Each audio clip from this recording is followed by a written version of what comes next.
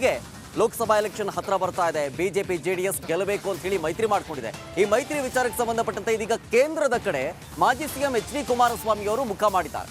ಆದರೆ ಪ್ರಶ್ನೆ ಇರೋದೇನಂತಂದ್ರೆ, ವಿಧಾನಸಭಾ ಎಲೆಕ್ಷನ್ ನಿಂದ ಚನ್ನಪಟ್ಟಣದಿಂದ ಸ್ಪರ್ಧೆ ಮಾಡಿದ್ರು. ಅವರು ಕೇಂದ್ರದತ್ತ ಮುಖ ಮಾಡಿದ್ರೆ ಬೈ ಎಲೆಕ್ಷನ್ ಫಿಕ್ಸ್ ಚನ್ನಪಟ್ಟಣದಿಂದ.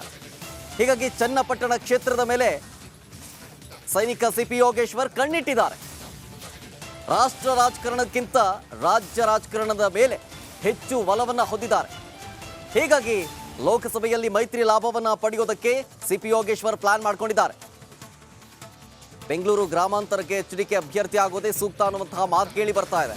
ಬಿಜೆಪಿ ಸಭೆಯಲ್ಲೇ ಎಚ್.ಡಿ.ಕೆ ಹೆಸರು ಹೇಳೋದಕ್ಕೆ ಯೋಗೇಶ್ವರೇ ಕಾರಣ.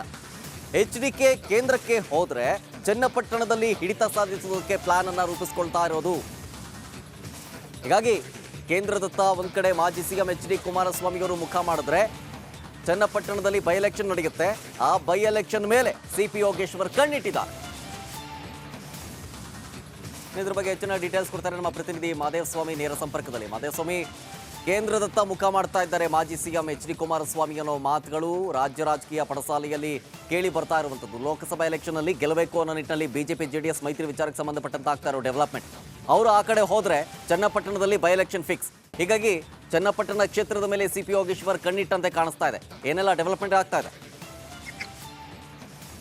ಶರತ್, ಪ್ರಮುಖವಾಗಿ ಯಾಕಂದ್ರೆ ಸಿ.ಪಿ. ಯೋಗೇಶ್ವರ್ ಅವರಿಗೆ ರಾಷ್ಟ್ರ ರಾಜಕಾರಣಕ್ಕಿಂತ ರಾಜಕಾರಣದಲ್ಲೇ ಕೂಡ ಉಳಿಬೇಕು ಅಂತನ್ನುವಂಥದ್ದು ಬಹಳ ಒಲವಿರ್ತಕ್ಕಂತಹ ವಿಚಾರ. ಅಂತಂದ್ರೆ ಅವರು ಈ ಹಿಂದೆ ಚನ್ನಪಟ್ಟಣದಲ್ಲಿ ಸ್ಪರ್ಧೆ ಮಾಡಿದಂತಹ ಸಂದರ್ಭದಲ್ಲೂ ಕೂಡ ಚನ್ನಪಟ್ಟಣ ವಿಧಾನಸಭಾ ಕ್ಷೇತ್ರದಲ್ಲಿ ಕೂಡ ಅವರು ಶಾಸಕರಾಗಿರ್ಬೇಕು, ಇಲ್ಲೇ ಇರಬೇಕು ಅಂತನ್ನುವಂತಹ ಮಾತುಗಳನ್ನ ಕೂಡ ಸಾಕಷ್ಟು ಕಾರ್ಯಕರ್ತರು ಹೇಳಿದ್ರು. ಜೊತೆಗೆ ಏನೋ ಕಾರ್ಯಕರ್ತರ ಸಭೆಯಲ್ಲೂ ಕೂಡ ಸಿ.ಪಿ. ಯೋಗೇಶ್ವರ್ ಒಂದು ಮಾತನ್ನ ಈ ಹಿಂದೆ ಕೂಡ ಹೇಳಿದಂತನ ಇಲ್ಲಿ ನೆನಪು ಮಾಡ್ಕೊಳ್ಬೇಕು. ಯಾಕಂದ್ರೆ ಅವರು ದೆಹಲಿಯ ನಾಯಕರು ನನ್ನನ್ನ ಕರೀತಾ ಇದ್ದಾರೆ, ನನಗೆ ದೆಹಲಿಗೆ ಹೋಗುವಂತ ಆಸೆ ಇಲ್ಲ, ನಾನು ಚನ್ನಪಟ್ಟಣದಲ್ಲಿ ಇರಬೇಕು ಅಂತನ್ನುವಂತಹ ಆಸೆ, ನಿಮ್ಮ ಜೊತೆ ಇರಬೇಕು ಅಂತನ್ನುವಂಥದ್ದನ್ನ ಕಾರ್ಯಕರ್ತರ ಮುಂದೆ ಹೇಳ್ಕೊಂಡಿದ್ರು. ಆದ್ರೆ ಮೈತ್ರಿ ಆದಂತಹ ಸಂದರ್ಭದಲ್ಲಿ ಮೈತ್ರಿಗೆ ಪ್ರಥಮವಾಗಿ ಅಂಕಿತವನ್ನ ಬರೆದಂತವ್ರು ಅಥವಾ ಅದರ ಬಗ್ಗೆ ಧ್ವನಿಯನ್ನ ಎತ್ತಿದಂತವ್ರು ಕೂಡ ಸಿ.ಪಿ. ಯೋಗೇಶ್ವರ್ ಅವರೇ. ಯಾಕಂದ್ರೆ ಮುಂದಿನ ಲೋಕಸಭಾ ಚುನಾವಣೆಯಲ್ಲಿ ಪ್ರಧಾನಿಯನ್ನಾಗಿ ನರೇಂದ್ರ ಮೋದಿ ಅವನ್ನ ಮತ್ತೆ ಮಾಡಬೇಕು ಅಂತಂದ್ರೆ ಜೆಡಿಎಸ್ ಜೊತೆ ಮೈತ್ರಿಯನ್ನ ಮಾಡ್ಕೊಳ್ಳುವಂತದ್ದು ಒಳ್ಳೆಯದು ಅಂತನ್ನುವಂತಹ ಮಾತನ್ನ ಸಿ.ಪಿ. ಯೋಗೇಶ್ವರ್ ಅವರು ಹೇಳಿದ್ರು. ಅದಾದ ನಂತರ ಮೈತ್ರಿ ಆಯ್ತು. ಆದ್ರೆ ಈಗ ವಿಚಾರ ಅಂತಂದ್ರೆ ಬಿಜೆಪಿಯ ಏನು ಸಭೆಯಲ್ಲೂ ಕೂಡ ಬೆಂಗಳೂರು ಗ್ರಾಮಾಂತರ ಲೋಕಸಭಾ ಕ್ಷೇತ್ರದಲ್ಲಿ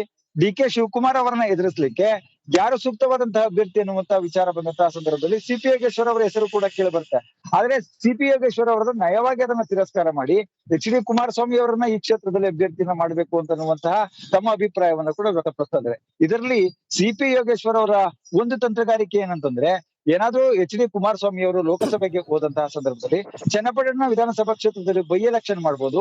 ಆ ಬೈ ಎಲೆಕ್ಷನ್ ಅಲ್ಲಿ ಮೈತ್ರಿ ಅಭ್ಯರ್ಥಿಯಾಗಿ ಸಿ.ಪಿ. ಯೋಗೇಶ್ವರ್ ಸ್ಪರ್ಧೆಯನ್ನ ಮಾಡಿ ಗೆಲುವನ್ನ ಸಾಧಿಸಬಹುದು ಅಂತನ್ನುವಂಥದ್ದು ಅವರ ಲೆಕ್ಕಾಚಾರ. ಅಂತಂದ್ರೆ ಈ ಮೈತ್ರಿಯ ಒಂದು ಏನು ಲಾಭ ಏನಿದೆ, ಈ ಲಾಭವನ್ನ ಪಡೆದುಕೊಳ್ಳಿಕ್ಕೆ ಸಿ.ಪಿ. ಯೋಗೇಶ್ವರ್ ಮುಂದಾಗಿದ್ದಾರೆ ಅಂತನ್ನುವಂತಹ ಮಾತುಗಳು ಸಹ ಕೇಳಿ ಬರ್ತಾ ಇದೆ. ಹಾಗೆ ಆದ್ರೆ ಯಾಕಂದ್ರೆ ಎಚ್.ಡಿ. ಕುಮಾರಸ್ವಾಮಿ ಅವರು ಕೂಡ ಲೋಕಸಭೆಯಲ್ಲಿ ಸ್ಪರ್ಧೆಯನ್ನ ಮಾಡ್ತಾರಾ ಮಾಡಲ್ವಾ ಅಂತನ್ನುವಂಥದ್ದು ಕೂಡ ಇನ್ನೂ ಸ್ಪಷ್ಟವಾಗಿಲ್ಲ. ಯಾಕಂದ್ರೆ ಸಾಕಷ್ಟು ಒತ್ತಡಗಳ ನಡುವೆಯೂ ಕೂಡ ಅವ್ರು ಏನಾದ್ರೂ ಲೋಕಸಭೆಗೆ ಸ್ಪರ್ಧೆಯನ್ನ ಮಾಡಿದಂತಹ ಸಂದರ್ಭದಲ್ಲಿ ಚನ್ನಪಟ್ಟಣದಲ್ಲಿ ಆಯ್ಕೆ ಮಾಡಿರ್ತಕ್ಕಂಥ ಜನರ ವಿಚಾರವಾಗಿ ಏನ ತೀರ್ಮಾನವನ್ನ ತೆಗೆದುಕೊಳ್ತಾರೆ ಅಂತನ್ನುವುದು. ಆದ್ರೆ ಅವರು ಬೇರೆ ಕಡೆ ಸ್ಪರ್ಧೆಯನ್ನ ಮಾಡಿದ್ರು ಸಹ ಚನ್ನಪಟ್ಟಣವನ್ನ ಸಿ.ಪಿ. ಯೋಗೇಶ್ವರ್ ಅವ್ರಿಗೆ ಬಿಟ್ಟು ಕೊಡ್ತಾರಾ ಅಂತನ್ನುವಂಥದ್ದೇ ಇಲ್ಲಿ ಯಕ್ಷ ಪ್ರಶ್ನೆ ಆಗಿರುವಂತದ್ದು. ಆದ್ರೆ ಸಿ.ಪಿ. ಯೋಗೇಶ್ವರ ಮನಸ್ಸಿನಲ್ಲಿ ಇರ್ತಕ್ಕಂತಹ ವಿಚಾರ ಅಂತಂದ್ರೆ ಏನು, ಚನ್ನಪಟ್ಟಣ ವಿಧಾನಸಭಾ ಕ್ಷೇತ್ರದಲ್ಲಿ ಅವರನ್ನ ತಾನು ಮತ್ತೆ ಶಾಸಕನಾಗಬೇಕು ಅಂತನ್ನುವಂತಹ ಹಂಬಲ ಇದೆ. ಹಾಗಾಗಿಯೇ ಎಚ್.ಡಿ. ಕುಮಾರಸ್ವಾಮಿ ಅವರನ್ನ ಡಿ.ಕೆ. ಶಿವಕುಮಾರ್ ಅವರ ವಿರುದ್ಧವಾಗಿ ಪ್ರಬಲ ಸ್ಪರ್ಧಿ ಎಚ್.ಡಿ. ಕುಮಾರಸ್ವಾಮಿ ಅಂತನ್ನುವಂತಹ ಹೇಳಿಕೆಯನ್ನ ಕೂಡ ಹೇಳಿರುವಂತದ್ದು. ಅಂದ್ರೆ ಬಿಜೆಪಿ ಸಭೆಯಲ್ಲಿ ಹೇಳಿರ್ತಕ್ಕಂಥದ್ದು. ಆ ರೀತಿ ಆದಂತಹ ಸಂದರ್ಭದಲ್ಲಿ ರಾಷ್ಟ್ರ ರಾಜಕಾರಣಕ್ಕೆ ನಂದ್ರು ಕುಮಾರಸ್ವಾಮಿ ಅವರು ಹೋದ್ರೆ ಚನ್ನಪಟ್ಟಣದಲ್ಲಿ by election thank you Mahadevaswamy ನಿಮ್ಮೆಲ್ಲ ಡೀಟೇಲ್ಸ್ಗಾಗಿ.